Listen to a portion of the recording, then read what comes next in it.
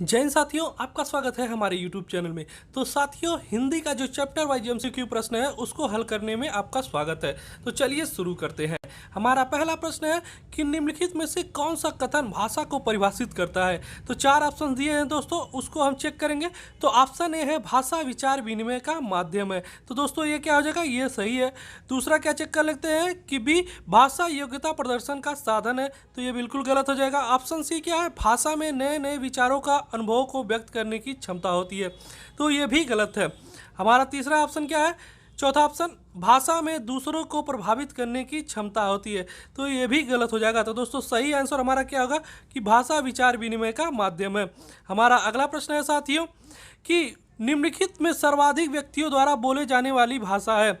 Option A Hindi, option B अंग्रेजी, option C Mandarin, option D Spanish. तो इसका जो सही आंसर हो जाएगा ऑप्शन सी मंदारिन। तो दोस्तों मंदारिन भाषा सर्वाधिक व्यक्तियों द्वारा बोले जाने वाली भाषा है। हमारा अगला प्रश्न है कि संसार की भाषाओं में हिंदी का कौन सा स्थान है। तो दोस्तों इसका आंसर हो जाएगा ऑप्शन नंबर सी। क्या हो जाएगा, ऑप्शन नंबर सी तीसरा। तो संसार की भाषाओं में हिंदी का जो स्थान है वो कौन सा है, तो वो तीसरा है।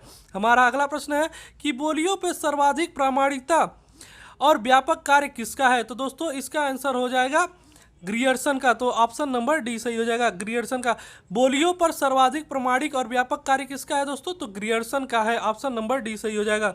हमारा अगला प्रश्न है कि बुंदेली हिंदी की एक बोली है, तो पवारी और राठौरी क्या है। तो दोस्तों इसका आंसर हो जाएगा ऑप्शन नंबर ए। क्या हो जाएगा, ऑप्शन नंबर ए उपबोली। तो पवारी और राठौरी क्या है, तो ये दोस्तों उपबोली है। हमारा अगला प्रश्न है हिंदी किस परिवार की भाषा है। तो दोस्तों हमारा जो सही आंसर हो जाएगा वो क्या है, ऑप्शन नंबर बी। क्या है, ऑप्शन नंबर बी भारोपी परिवार। तो छठवां का क्या हो जाएगा, ऑप्शन नंबर बी भारोपी परिवार का भाषा है हिंदी।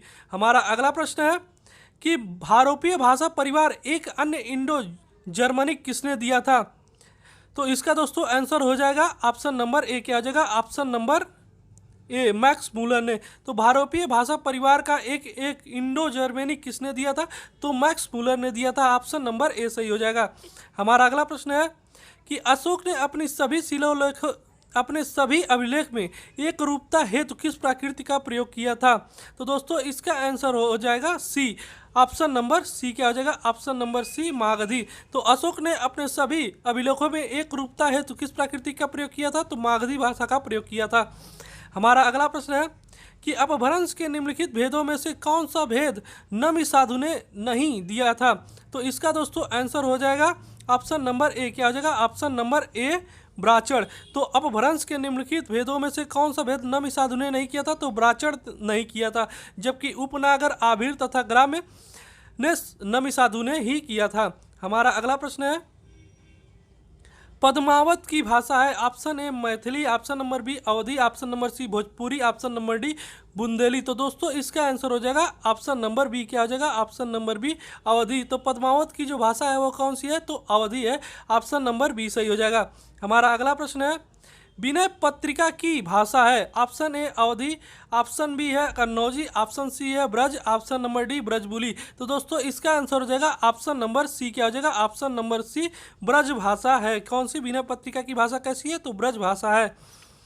हमारा अगला प्रश्न है बिहारी, बंगाली, ओडिशा और असमिया भाषाओं का विकास निम्नलिखित में से किससे हुआ है।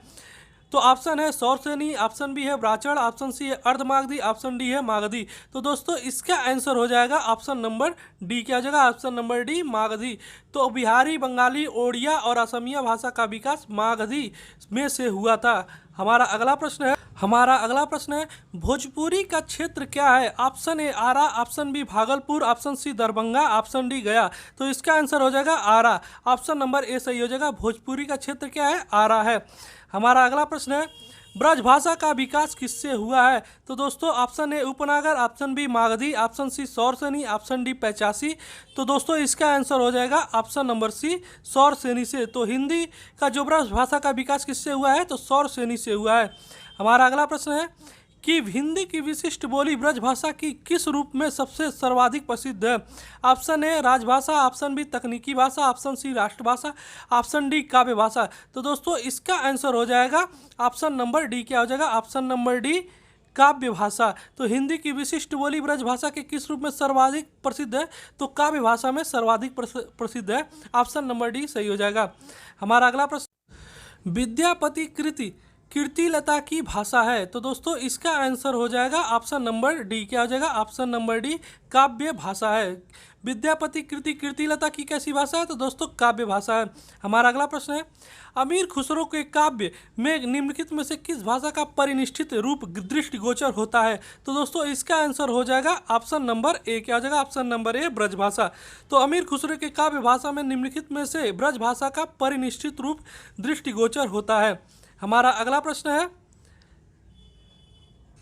पूर्व हिंदी किस अपभ्रंश से निकलती है? Option A Sauraseni, option B Maharashtri, option C Magadhi, option D Ardhamagadhi. तो दोस्तों इसका आंसर हो जाएगा ऑप्शन नंबर डी, अर्धमागधी। तो पूर्वी हिंदी किस अपभ्रंश से निकलती है? तो ऑप्शन डी, अर्धमागधी से निकलती है। हमारा अगला प्रश्न है, भारत सरकार का कौन सा विभाग हिंदी को इलेक्ट्रॉनिक मीडिया और कंप्यूटर की सक्षम भाषा बनाने हेतु सतत प्रयत्नशील है? तो दोस्तों इसका आंसर हो जाएगा ऑप्शन नंबर सी। क्या हो जाएगा? ऑप्शन नंबर सी, शिक्षा विभाग। तो भारत सरकार का शिक्षा विभाग हिंदी को इलेक्ट्रॉनिक मीडिया और कंप्यूटर की सक्षम भाषा बनाने हेतु सतत प्रयत्नशील है।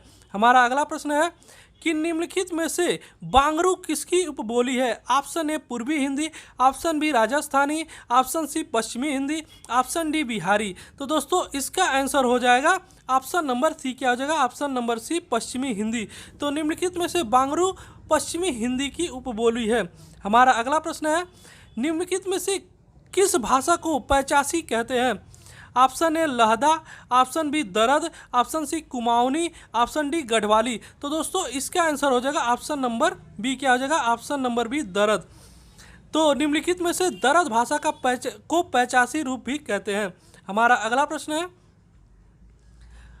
पैचासी कहाँ बोली जाती है? हमारा ऑप्शन है Kashmir, option B Iran, option C Poland, option D Mewat.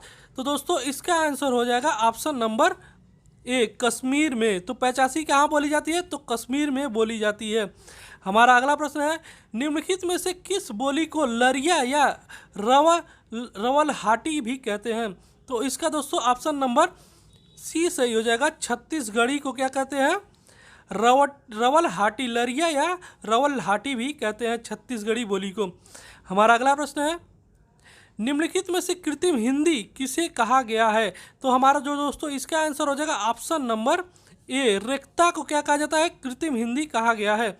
हमारा अगला प्रश्न है, साज ए हिंदी का अर्थ क्या होता है? तो दोस्तों इसका जो हमारा आंसर हो जाएगा वो ऑप्शन नंबर सी हो जाएगा, तेज पत्ता। तो साज ए हिंदी का अर्थ है तेज पत्ता। हमारा अगला प्रश्न है, आर्य शब्द इंगित करता है? ऑप्शन ए निर्जाति समूह को, ऑप्शन बी या वरिजन को, ऑप्शन सी भाषा समूह को, ऑप्शन डी श्रेष्ठ वंश को। तो दोस्तों इसका आंसर हो जाएगा ऑप्शन नंबर डी, श्रेष्ठ वंश को। तो आर्य शब्द इंगित करता है श्रेष्ठ वंश को। हमारा अगला प्रश्न है, शब्द टाइकून किस भाषा का है? Option A Farsi, option B अंग्रेजी, ऑप्शन सी जापानी, ऑप्शन डी संस्कृत। तो दोस्तों इसका आंसर हो जाएगा ऑप्शन नंबर सी, जापानी। तो शब्द टाइकून जापानी भाषा का शब्द है।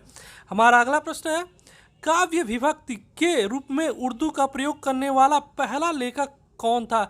Option A Amir Khusro, option B Mirza Ghalib, option C Bahadur Shah Zafar, option D Faiz. तो दोस्तों इसका आंसर हो जाएगा option number A, Amir Khusro. तो काव्य विभक्ति के रूप में उर्दू का प्रयोग करने वाला पहला लेखक अमीर खुसरो था। हमारा अगला प्रश्न है, निम्नलिखित भाषाओं में से हिंदी